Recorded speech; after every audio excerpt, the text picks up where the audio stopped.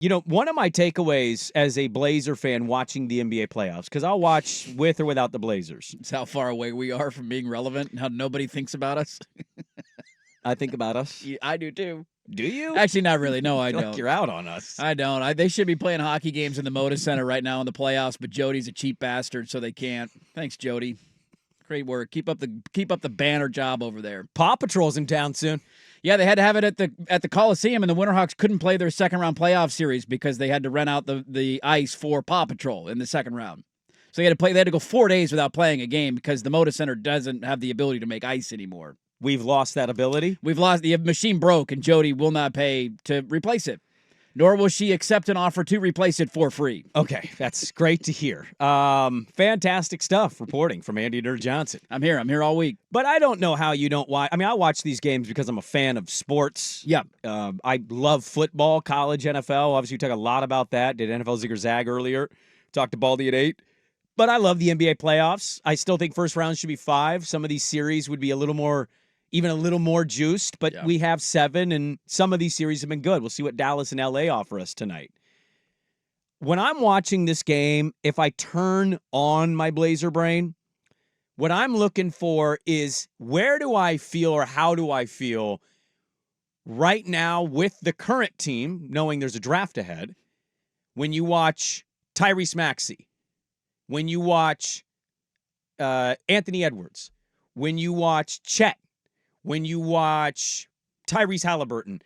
Some of these guys have taken a few, like Halliburton's had to build to this, right? Mm-hmm. And he came up pretty small yesterday, but let's see if they close it out. Yeah.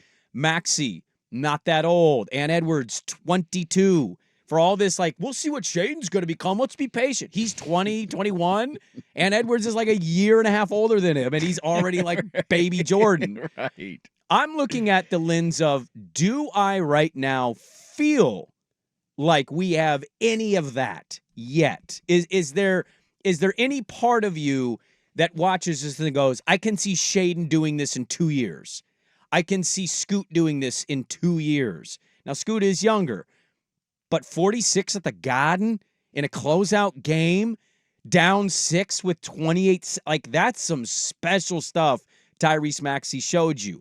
And Edwards, just dunking all over the Phoenix Suns in the Minnesota's first playoff series win in 20 years. Their first career sweep as an organization. Brad Beal, Minnesota Timberwolves, middle of that pie chart, first sweep ever.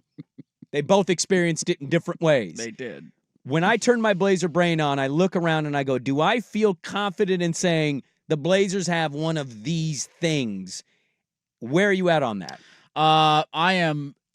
To me, it's one of the most alarming things about the organization right now as a whole. Set aside the fact that I just don't trust anybody in a position of power, from ownership to Burkhold, the general manager, down to the head coach. Who is your guy? Who are you building the team around? Because Do you think it's more Scooter Shaden today? I have no clue. That's the hard part. That's why I'm so frustrated as a fan. I think we're coming off a 10-year run where the team was clearly Damian Lillard's team. He was clearly the best player. He was clearly the face of the franchise. He let that be known rather quickly in his career, too. He was our guy right out of the gate, hit the playoff shot. Beat Kobe in the first game of his career, dropped 20 points. Boom, there's your guy. That's who you're building around. You have the offseason where you lose LaMarcus and everybody else gets traded, and they try to rebuild from there. The frustrating thing for 10 years was it never felt like they did a good job of building the team that should be built around Damian Lillard. That if you're going to have an undersized guard be the focal point of your roster, you're going to have other needs that are met in terms of size and defense and whatever the case, shooting around him, right? And it never really felt like they did that. As of now, you at some point have to decide who is the guy that you're going to build around, because it's going to dictate the moves that you make in the years to come. Anthony Simons is turning 25 this summer. Mm-hmm. 25. Tyrese Maxey's 3 years younger than him, and he's already a far superior player in my mind. Shaden Sharp, maybe you have blind optimism that he will become that. He's shown flashes in game to game, here to here, but he wasn't healthy enough last year to give us a big enough sample size. And so you're just basically going off of hope and prayers at that point that he eventually turns into it. And while Scoot Henderson had a really nice last month of the season, it was predominantly because they were playing a lot of teams that didn't really care and didn't take Portland very seriously, and he was able to capitalize on it. So you're either leaning on blind optimism for the two young guys that they can actually turn into that, Or I don't know what you're waiting for on Anthony Simons. Like, dude, how many more years do we have to watch of this? This was supposed to be his year without Damian Lillard here, that he takes a bigger role. He becomes the guy, and his numbers were identical to what they had been with Dame and CJ even on the team. So I think it's the biggest question that they have to ask after getting past the fact that who the hell is even calling the shots and ordering and dictating the direction that they're going?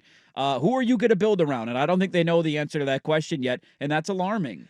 Somebody asked Sean Hyken, who covers the Blazers for the Rose Garden Report, about if they've made their mind up between Scoot and Simons, which is fascinating because they just drafted Scoot at number 3. They also might not have to make their mind up if Anthony Simons demands a trade. That's true. And Hyken said, I don't think anyone's mind has, quote, already been made up, end quote, about anything. You think that because Cronin drafted Henderson number 3, there's no way he'd ever consider moving him, but stranger things have happened. Halliburton and Monty McNair's first lottery pick less than 2 months after getting the job as Kings GM, and he traded him away halfway through his second season for Domantas Sabonis. The Clippers traded SGA after his rookie season when the opportunity to get Paul George presented itself. So it has been done. I do think that between the two, Simons has the most valuable trade asset package. He's in a good contract. His age production has proven more in the NBA than obviously Henderson. I would pick Simons. He says, if you force me to pick which one is more likely to be playing for a different team sooner, I would pick Simons, but I don't think it's a sure thing. Either one is or isn't traded. They could very well keep both for another year and see where things sit at the deadline or next summer. That was what Sean Hyken wrote at Rose Garden Report. It would be very alarming if the trade is of Scoot Henderson and there is something that happens on that front in the short term of just what a colossal, like you had that level of asset. You decided to not trade it to try and rebuild your roster. And then you're going to move on from that pick in this quick a time. The SGA example I don't like using. The Clippers were unique in that case. Ballmer bought the team. New owner. He was trying to make a splash. They just signed Kawhi. New owner syndrome. Right? They wanted to go get Paul George. And at the time, we all thought the Clippers were going to dominate the NBA for the next 10 years. And that clearly has not happened. And now there might be a no man's land. The Sacramento example maybe fits a little bit better. But I also view that similarly to the decision that Portland has to make this summer of just that. I know I sound like a broken record here, man. Like, you have too many guards. You cannot continue down this road. One of them has to be gone. I think it's a glaring weakness if you trade Scoot Henderson of your ability to identify players in the draft that you're willing to give up on a guy that quickly. I know who Anthony Simons is at this point in his career. He's a good player. I don't think he's ever going to be a number one in the NBA. Scoot probably won't be either. But I don't think either one are your number one. No, I think you got to not. get away from. And look, I know I highlighted a couple point guards here. Philly can get things. They're Philly. They kind of have that reputation. Indiana, they're going to sign Pascal Siakam. You can certainly argue he's their best player, even though Halliburton's more flashy and kind of gets more of the headlines. Siakam's had a really good series until last night. He was awful last night, but he'd been really good. The Kings, I mean, when they made that trade, it was because they had De'Aaron Fox. So you had a buildup of guards, and then we can win with Fox. And so it's a kind of a panicky-esque type move. It worked momentarily for the Kings. They made the playoffs, but they got lost in the first round, and now people are wondering what happens with Sabonis. So, right. Yeah, the examples are certainly out there. Have to kind of wait and see. I think you could look at it both ways. I think you could say, well, now I'm kind of questioning your draft expertise if you're already trading the number 3 pick, which I don't think they are. You could also turn that and say, well, look at you. You kind of care about winning, and I don't think Ant is your one. But if you traded Scoot to the right situation and brought in the right player to pair along Ant, Shaden, and maybe a solidified 3. Sure. Maybe you're like, okay, now I'm taking you seriously as competing. I'm still questioning drafting, but I'm taking you more seriously from a competitive standpoint. I would still lean that they're trading Ant. At this point, I don't know if anybody can predict when they will do it and if they would even do it, because I'm still not ready to be convinced. No. They will. We know this organization even before Cronin, because Cronin was a part of the previous regime.